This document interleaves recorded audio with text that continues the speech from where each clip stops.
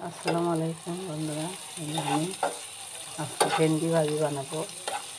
ভেন্ডি ফ্রিজে ছিল, আমার ছেলে এনে দিয়ে গেছিলাম। দেরি সবজি বেশি থাকে না ফ্রিজে, কয়েকটা নষ্ট হয়ে গেছে আর কয়েকটা ভেন্ডি ছিল। আমি এই যে আমার পেঁয়াজ হয়ে গেছে, এই যে আমি ভেন্ডি দিয়ে দেবো।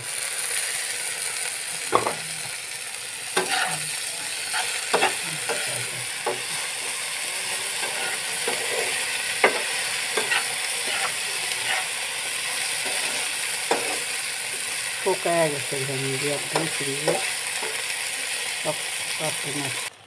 বন্ধুরা, আমার ভেন্ডি অল্প একটু।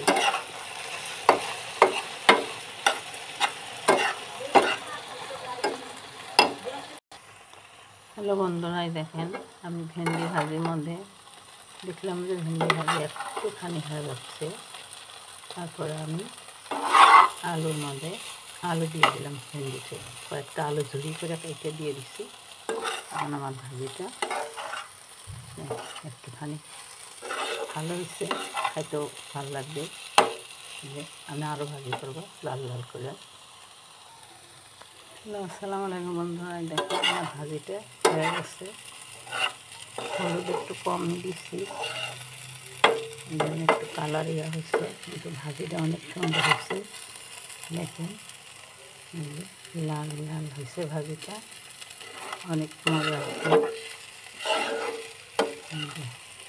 ভাজি হয়ে গেছে।